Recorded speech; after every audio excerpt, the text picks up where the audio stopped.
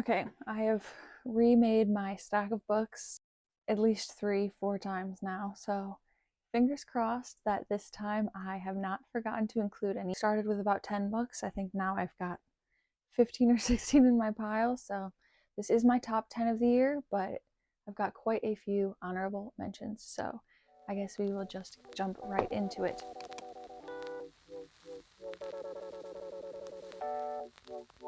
Starting the honorable mentions off strong, we have something that made me reconnect with my middle school reader self, and that is the Ballad of Songbirds and Snakes, of course the prequel to the Hunger Games trilogy. It's just reminding me how much I love Suzanne Collins as an author, how brilliant she is, how good she is at making a interesting world with a lot of good political and social commentary. You know, it's close up there on the top 10, but I read a lot of really good books that just connected with me personally more, or that I had more of a fun experience reading, and that is why this is not in the top 10, but still a very honorable mention. Next up, we have a pretty recent read, and that is Divine Rivals. Gave this one a 4.5. Everyone has probably seen this all over this year. This is a very popular fantasy romance, a historical fantasy romance. The romance is just so pure and lovely, and I'm really excited to get to Ruthless Vows. When I went to Barnes & Noble last, they were sold out of all their copies during the hardback sale. So I have a Barnes & Noble gift card, so I'm gonna wait till it comes back in stock and then pick up Ruthless Vows. Definitely recommend giving this a try if you like romance or fantasy, especially if you like fantasy romance and have not yet picked this up. Or even if you're a fan of historical romance, I also think you would really like this. So yeah, that is Divine Rivals. And then we have one that it was really hard not to put this in my top 10, but as much as I really loved this book, I don't think about it that often. I'm just not a huge nonfiction person. If you were a fan of iCarly growing up, then you definitely need to give this a try if you haven't already. It's in a very uniquely Jennette McCurdy voice. There's a lot of humor. It's very straight to the point. The writing style kind of evolves and the emotions evolve. She evolves as a character from the beginning to the end. She grows up. It's just very smartly done, and probably the best memoir, if not the second best memoir that I have ever read. I could not make this video without including at least one Emily Henry book, because this was my first year reading Emily Henry, and I read 4 of her books, I believe, or maybe 3. I read Book Lovers, Beach Read. Okay, I read 3 of her books. I still feel like I'm missing one. Okay, nope, that's right. I read 3 of her books this year. Have enjoyed all of them, but this was the first one I read, and I think the one that this or Beach Read could probably get number 1, but I think that I specifically connected to this one a little bit more, and there was a little bit more to this story beyond the romance that I really enjoyed, the friendships, and sort of a, like, not coming of age because she's 30, but it's sort of, I guess, a second coming of age. You can tell I think this was the first book that I ever tabbed, so you know, I had to give this a mention. I highly recommend this to anyone, even if you aren't that big of a romance reader. I think especially for people in their mid to late 20s, early 30s would really enjoy and relate to this book a lot. Last for the honorable mentions is one that honestly would definitely be in my top 10, top 5, but just because it is a reread, I am not going to be including it in the top 10. But just know in my heart it is top 3. So that is The Perks of Being a Wallflower. Now, I read this for the first time when I was, I believe, 12 years old, and this was just incredibly impactful for me at that time. It definitely changed me as a reader. I think it was one of those first books that I read that I was like, oh wow, like books can have such a strong impact on you, and almost, I found a friend in Charlie. I saw myself in Charlie. I hadn't seen that on this. It's so hard to talk about your favorite book sometimes, especially when it's something as personal as this book is to me. But just know that I love this book so much. I reread it this year, did some tabbing, and I think I will probably reread this at least once every other year, probably for the rest of my life, just because it is so meaningful. And I think every time I will get a little bit more out of it. I get reminders of things that I think are important to remember for me. I love this book. All right, now getting into my top 10. It's really hard to narrow this down, but I think I did a decent job. These aren't perfectly in order. It is in a loose order. You could mix some things around depending on my mood, but I think I'm just going to leave them where they're at, stop rambling, and I will get to my top 10.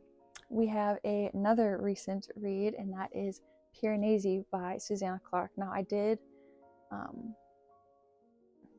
what's the word I'm looking for? I did predict that this was going to be a favorite book of the year for me in my end of the year book tag, and what do you know, it was. Now, this book is so much different than I thought it was going to be, but nevertheless, I loved it.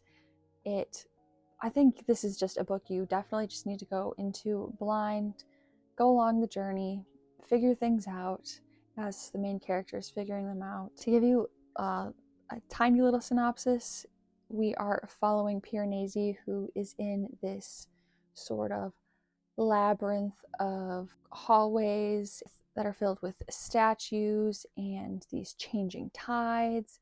And there is someone there, the only other person that Piranesi knows of to be alive and in this place with him is called the Other, and they are searching for the Great Knowledge. Now, I really don't want to say anything else other than Piranesi starts to figure some things out and start to question a lot of his reality and the Other and the mission that they are on to find this secret great knowledge.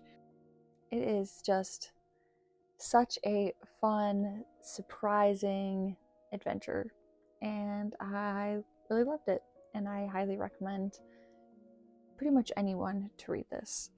And I guess we're just going to keep with the theme of recent reads. I think that anything I read too recently, I don't want to put too high on the list because I'm not quite sure, if I'm going to continue to think about it. But this is one that I do think I will. I am already missing these characters, and that is, of course, Little Women. Now, I don't know why I said this so weird, but this is Little Women. So I am hoping to watch the Greta Gerwig adaptation sometime this week, hopefully. I've been meaning to watch it pretty much ever since I read the book. But it started off a little slow for me to get into, but once I really got a hold on all of these different characters, especially the sisters' personalities, and just growing up with them, learning these lessons that I often needed to be reminded of. I just think that that's one of my favorite parts of reading classics, is seeing how you can relate to these characters that were written so long ago. Like, I believe, what was like this over 200 years ago? Jeez. No, 1860. Okay, so I'm getting a little ahead of myself, but still, it was written quite a while ago, and to feel so connected and to learn so much from characters, it's just really comforting, I guess. To my high school English teacher that tried to get me to read this, and I couldn't get into it and didn't stick with it like she wanted me to, I'm so sorry, because I finally read it this year, and you were right. This book is amazing, and it made me bawl my eyes out. It, once again, took me a little bit to get into the writing style of it. We are following Liesel through the eyes of our narrator, who is Death, which is such a creative and interesting concept. I think it is so beautifully done. A lot of it becomes a lot of it feels so poetic because we are seeing it through the eyes of Death and hearing it through Death's voice. But of course, this is a World War II novel in Nazi Germany, so as you can expect, lots of tears with this one. And it was just a good, heart-wrenching time. All right, now we are getting into some of my absolute favorites of the year. Books that are really all-time favorites for me. I expect that these are books that are going to really stand the test of time, at least I think so for now, at least. And the first one is Anne of Green Gables.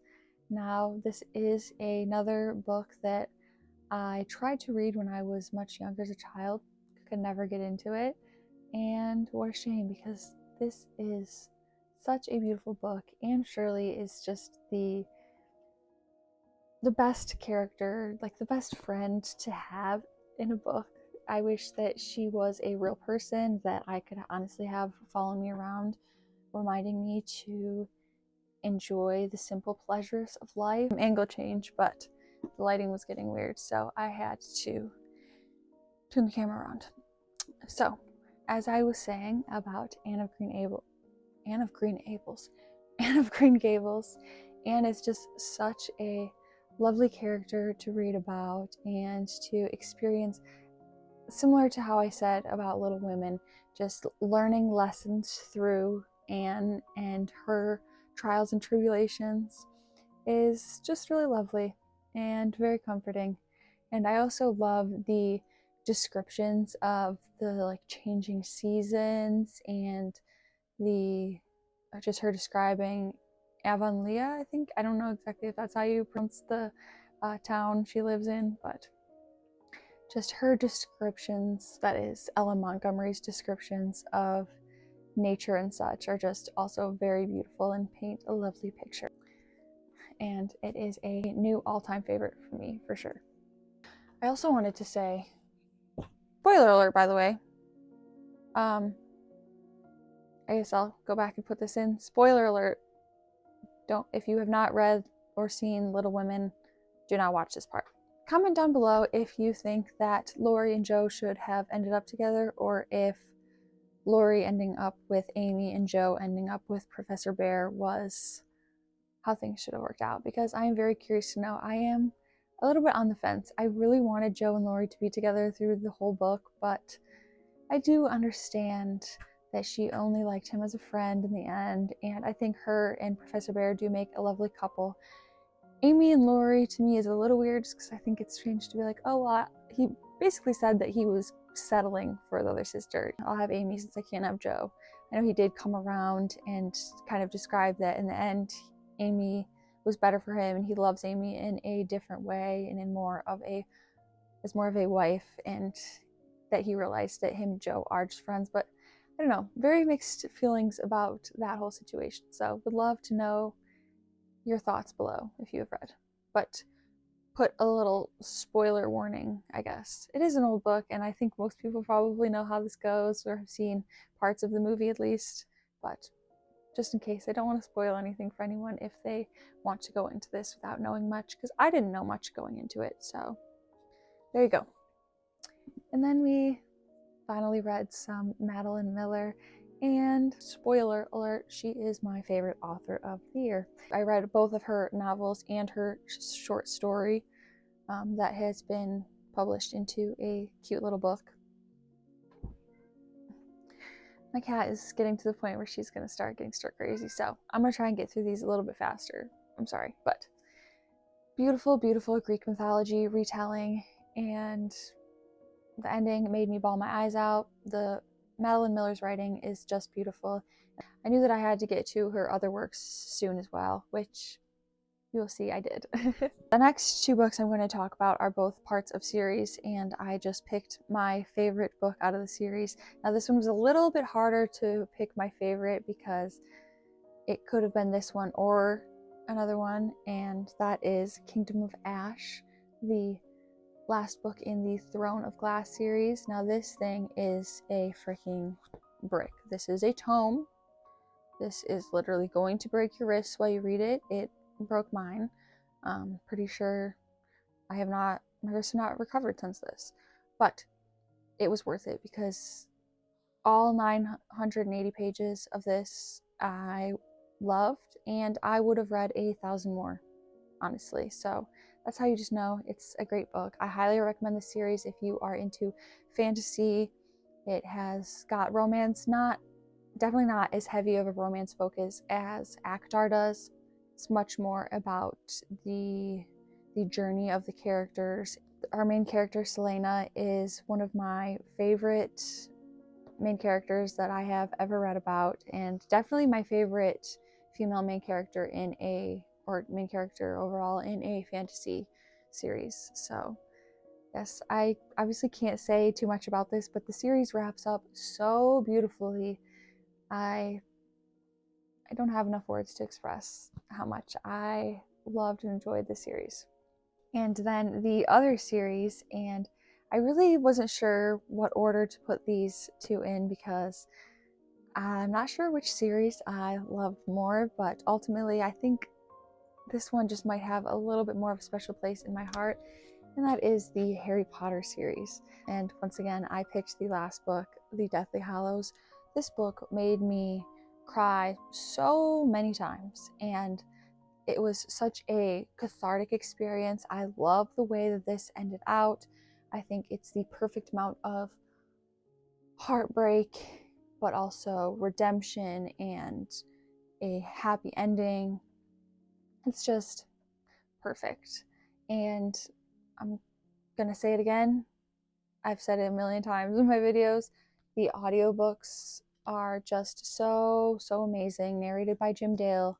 A great way to read the books without supporting the author is to just listen to them through Libby. So, highly recommend that. Hello. Hello, baby. So that was the Harry Potter series. And I think, yeah, no, that's really all I want to say. I've talked enough about that series. All right, now we are getting into my top 3 of the year. All my other top 10s could kind of be, well, at least my tops, all the ones after Anne of Green Gables could kind of be rearranged in different order depending on my mood, but I think these top 3 are truly my top 3 books of the year. These are books that spoke to my soul, or I just had such a great reading experience with them, and these are books that I feel like were written for me. I read them and I felt like I was reading either something that I had always wanted from a book, or like I was reading my thoughts on paper. And those are just the best reading experiences to have when you feel like a book is for you specifically. So what I'm going to talk about is The Bell Jar by Sylvia Plath. I owned this book for about a year before I got to it, and what a shame. I feel like that is the case so often, that we are putting off books and then we finally read them and it's like, well, what did I do that for? Because I was missing out on having, like I said, a piece of my soul read to me in a way. Obviously, the most famous part in this is the fig tree allegory, but I want to read another line. There's so many lines I could read out of this, but I chose one that I felt kind of got the idea of the book across without being a little too personal. Because some of my annotations I went through and I was like, I think this gives a little bit too much of myself away that I'm not quite ready to put on the internet yet. Maybe when I make my favorite books of all time, I'll get more in depth and read more of my favorite quotes out of these books. But now I just thought I'd give you a little taste of what the bell jar has to offer.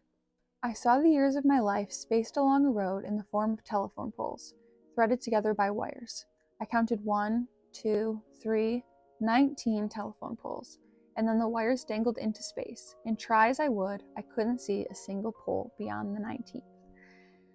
I just think that if you have struggled with any sort of mental illness, especially depression, that you will relate to so much of this book, especially if you're a woman in your 20s. Once again, this is a great book for people in that time period. It is quite a heavy read. Our main character, Esther, she really is sort of going through a summer where she's fully mentally breaking down, and it is kind of tough to read, but I think if you read it at the right time, it can be much more comforting than it is difficult. But yes, she just does such a good job of writing about depression, mental illness. It's just so relatable in a way that you almost don't want to admit it is, because sometimes it can be hard to admit that you relate to a character who is struggling so hard. But I think that just as it was important for this book to be written, it is important for us, obviously, to break down that stigma and say, yep, Esther is kind of like me. So yeah, that is The Bell Jar. And also, this was the first book, not this copy, this is not my annotated copy, but this book was the first book that I ever felt compelled to write in, like actually physically, like write things down. And I think that obviously that just shows how much I felt connected to this book. And now we have, I wouldn't exactly call it a fun one, but much more of a light note than the last one, and that is because we have a romance book, and that is the 7-Year Slip. This is a magical realism romance, and the love interest in this book is just pure sunshine. He is honestly a perfect book boyfriend. I felt all the feelings. This follows Clementine, and her aunt has just passed away. She was very close with her, and she inherits her apartment. She moves in to discover that, like her aunt had told her, but she had not obviously fully believed in, the apartment slips backward and forward in time 7 years, hence the title, 7-Year Slip. And 7 years in the past, there is Ewan staying at her aunt's apartment for the summer, and they meet in the apartment. Obviously, they can't go outside the apartment because outside they're in their own timelines, but the apartment brings them together. If you like the movie About Time, I think you would really love this, or The Time Traveler's Wife, any type of like time travel romance. If you're into that, I think you definitely love this. It is a perfect fall book in my opinion, very like September-y vibes. It's set in New York, and it tackles grief, accepting yourself, following your dreams and what you want to do, and not settling. It's just really a great book, and I also sobbed while reading this. And now we have my definitive favorite book of the entire year. I knew that I was going to, well, at least I hoped that I was going to enjoy this book, but I never would have guessed that it was going to be my favorite book of the year, and honestly one of my new, like probably my all-time favorite book now. I don't want to get too ahead of myself, but it's at least top 3 all-time favorite books, and that is Circe by Madeline Miller. I read this back in June, and the amount of times that I have picked this back up, flipped through my annotations, read them, just read so many lines out of here, and gotten literal goosebumps. Like I will get goosebumps on my face. Like this, lines from this book continuously give me the chills, and I think that that is just like such a special and unique experience that I don't get often. Every once in a while I get that from The Bell Jar, but other than that, I really only ever get that experience from music. And wow, this, I